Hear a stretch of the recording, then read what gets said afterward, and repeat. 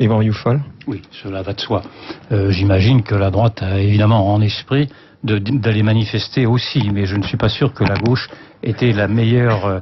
avait la meilleure initiative à prendre que d'appeler à manifester, parce que je pense malgré tout qu'il est possible encore aujourd'hui, sous le coup de la colère, parce que moi aussi j'ai de la colère et de la tristesse, de faire le procès de ce communautarisme qui s'est développé dans l'aveuglement très général, en l'occurrence de la gauche qui l'a parrainé.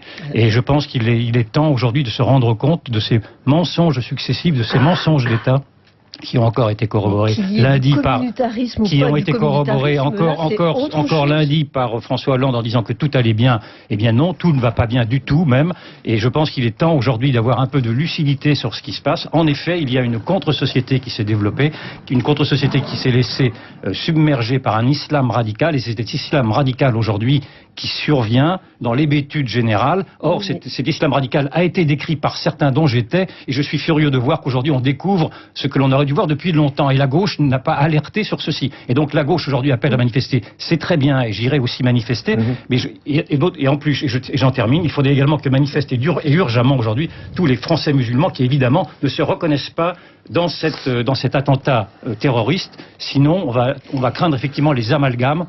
Laurence Parisot, vous pouvez répondre. Je précise simplement, juste avant de vous laisser répondre, que Manuel Valls a passé un coup de fil à Nicolas Sarkozy, lui demandant de se joindre à la manifestation et appelle à une action commune. Qu'a répondu Nicolas Sarkozy? Pour l'instant, on n'a pas la réponse. En tout cas, moi je souhaite que Nicolas Sarkozy, en tant que président du BMP, propose de joindre ses troupes, si je puis dire, à celles des partis de gauche. Nous devons tous ensemble remonter les Champs-Élysées, ça me semble une évidence.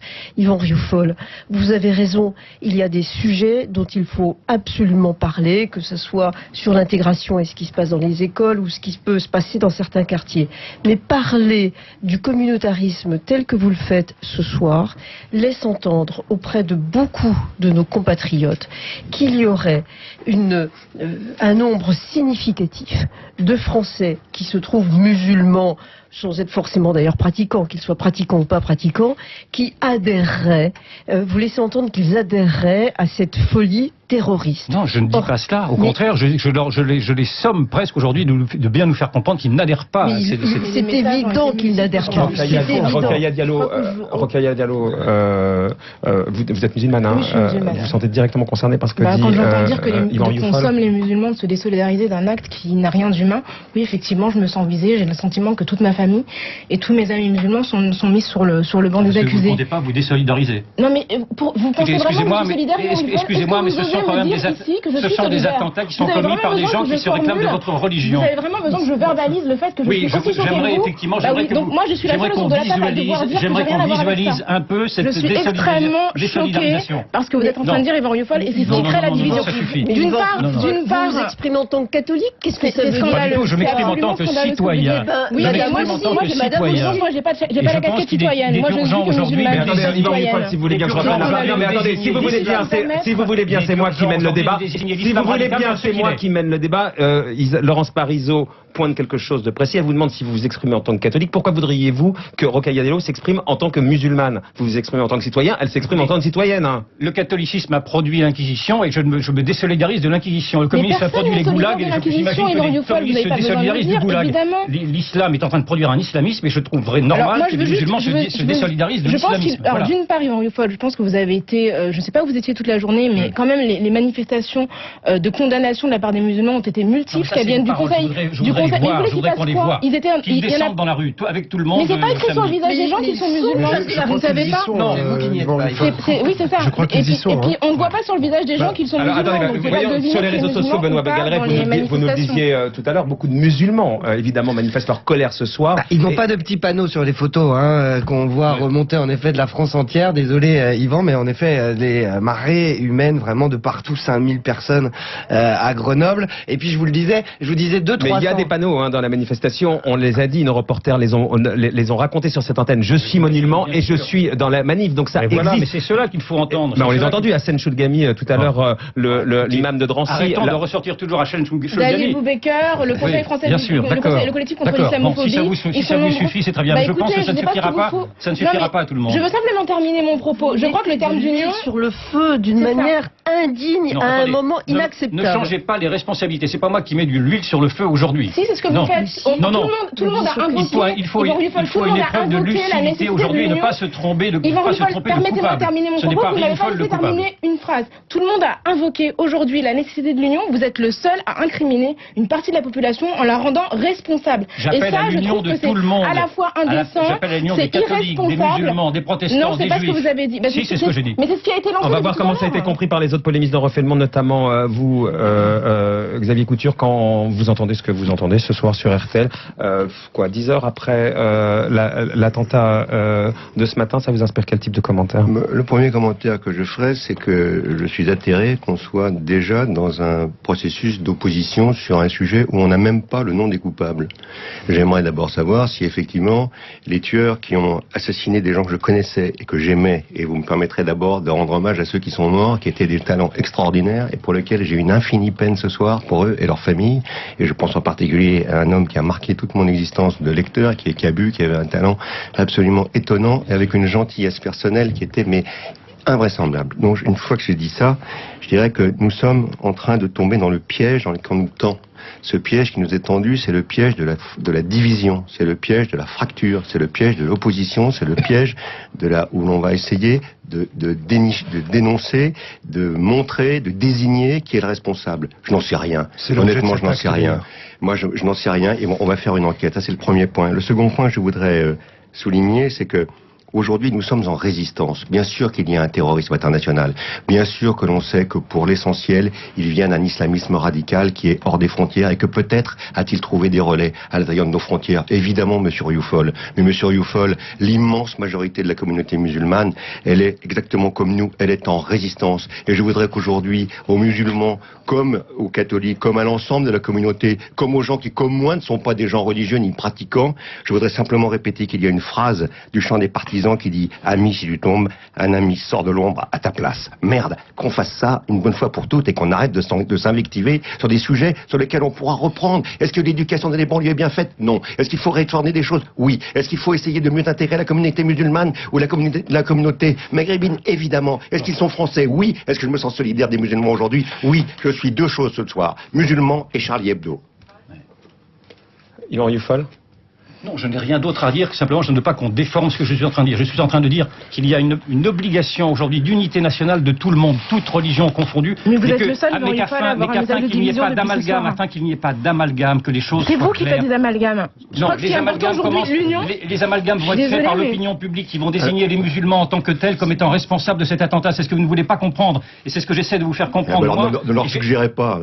Taisez-vous, ne leur suggérez pas. Mais ne leur suggérez pas. Vous êtes le moteur, vous êtes l'essence, allez-y, renversez les bidons, allez-y. Ce raisonnement est une évidence. Continuez. Mais c'est donc de me faire prendre pour un pyromane. J'essaie d'éteindre un feu. C'est vous qui êtes le pyromane en ne voulant pas voir ce qui se passe aujourd'hui. Et je vous dis qu'il faut qu'il y ait aujourd'hui une désolidarisation massive de tous ceux qui ne se reconnaissent pas dans cet islam radical. Alain Viamel, tout à l'heure, vous nous disiez qu'il y aurait l'unité nationale pendant quelques jours. Je ne peux pas le dire. Excusez-moi, Yvan Rioufol, j'ai pas tellement l'habitude de commenter les sujets dans Refait le Monde, mais quand je vois Rokhaya Diallo en larmes ce soir à côté de vous, je peux pas faire. Le minimum, c'est de le signaler. Et de signaler que ce sont vos propos qui, ce soir, déclenchaient la. C'est quand même. Non, c'est une réalité. Je décris une réalité, Yvan Rioufol. Je décris une réalité. D'être accusé aujourd'hui d'un crime épouvantable qui horrifie tout le monde et dans lequel j'ai aussi perdu des amis. Excusez-moi, mais c'est la colère qui me parle et cette colère me dit. Regardez les conséquences de votre colère. Non, arrêtez avec cet angélisme. Arrêtez avec cet angélisme-là. La situation est trop grave. Nous sommes en guerre aujourd'hui. Yvan Rioufol, je ne vous accuse pas. Yvan Rioufol, je ne vous accuse pas de le faire volontairement. Je ne vous accuse pas de le faire volontairement. Je vous demande de simplement constater des faits.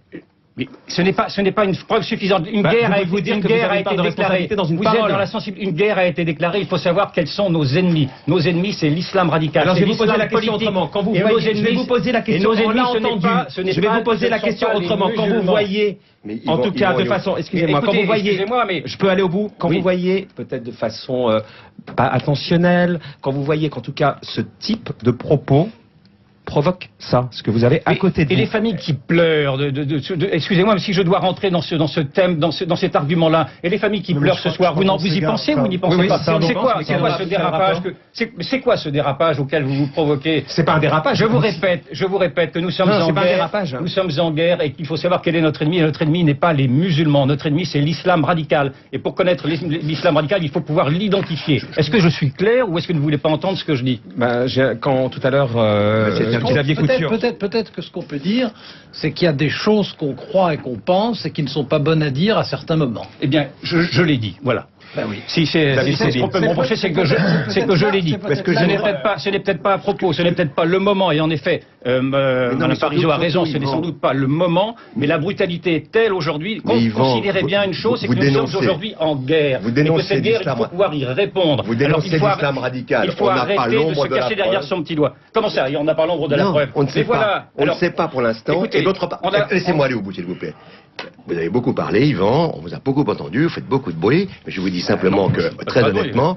Si vous ne voyez pas que c'est l'islam radical, alors on l'a déjà perdu. C'est pas ce que je dis. Je dis simplement qu'on n'en est pas certain. Il faudra d'abord trouver de quel islam radical il s'agit, premier point. Et second point, est-ce que dans votre immense sagesse, vous pourriez, me dire ce qu'est l'islam radical, et deux, quelle est votre opinion sur ce qu'il représente dans... grosso modo, ce que l'on peut appeler la communauté musulmane en France. En d'autres termes, laissez-moi aller au bout, s'il vous plaît, Yvan. Est-ce que vous pouvez me dire, de manière chiffrée, ce que vous considérez être l'islam radical dans la communauté musulmane française, pour qu'on ait une idée claire de la position du Figaro? Alors, si vous n'en savez rien, j'aurais tendance à vous dire, taisez-vous. David Koubi, c'est de la démagogie pure. Vous êtes en train précisément de faire en sorte d'amalgamer une communauté musulmane à ce qui la caricature. Et c'est ce que j'essaye de préserver. C'est ce que vous avez réussi, bravo. Mais non, c'est vous qui allez là-dedans, qui allez dans ce domaine-là. David Koubi, on vous a pas encore entendu sur la question. On a connu ces genres de démissions pendant toute l'histoire, vraiment. Et quand j'entends parler du retour aux années 30, le retour aux années 30, il est dans ce refus de voir ce totalitarisme qui vient, ce totalitarisme islamique qui vient et que vous ne voulez pas voir. C'est ça, les années 30. Je crois qu'on est tous un peu sidérés par ce qui s'est passé aujourd'hui et qui nous amène sur votre plateau. On s'est tous retrouvés dans un état de sidération qui est absolu parce que on peut rappeler, même si ça a fait l'ouverture de tous les journaux toute la journée, que des actes terroristes à l'arme lourde ont été perpétrés dans les rues de Paris, c'est-à-dire sur le sol français. Mais une nouvelle sidération là sur le plateau, on s'était dit qu'on aurait ce débat et que des divisions arriveraient dans quelques jours. Là, elles arrivent tôt. Je pense, et je ne veux pas restigmatiser à l'envers, cher Yvan, qu'il n'y a pas de sujet d'islam là. Il y a un sujet d'islamisation. On se contrefout de savoir qui est musulman autour de la table et au-delà de la table. Je crois que les gens qui ont commis ces actes, alors peut-être que Xavier Couture a une position qui l'honore et elle est très prudentielle en disant on attend de savoir qui ils sont, d'où ils viennent, etc. On peut avoir compris qu'ils font ça dans leur espèce d'esprit, si on peut appeler ça un esprit au nom de l'islam.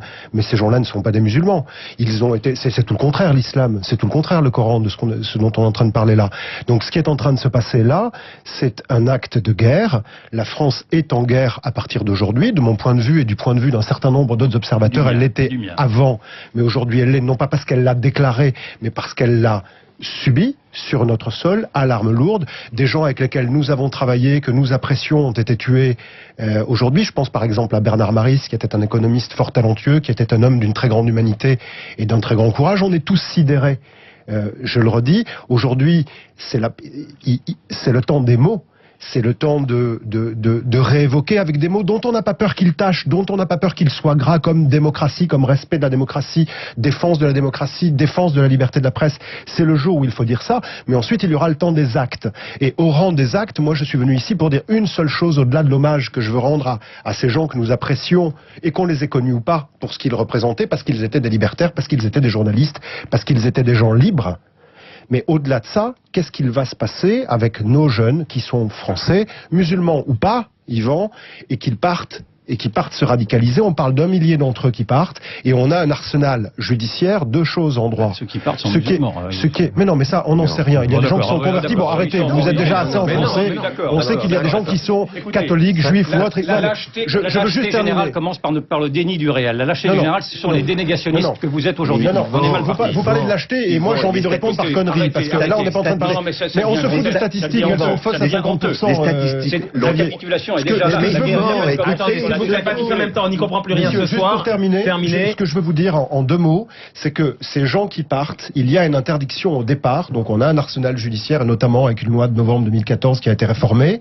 On peut les empêcher de partir, simplement comme ils sont français et qu'on n'a pas le droit de les déchoir de la nationalité française, puisqu'on n'a pas le droit en droit français de fabriquer des apatrides, on ne sait pas les empêcher de rentrer. Et on est en train de parler d'un millier d'entre eux, d'après les journaux qui sont les vôtres en définitive, qui partent, qui se radicalisent, qui se forment et qui reviennent avec une idéologie qui n'est pas l'idéologie occidentale française et qui reviennent comme étant autant de grenades dégoupillées. Laurence Parisot. Oui, je voudrais calmer un petit peu les choses et dire un certain nombre d'éléments. Tout d'abord,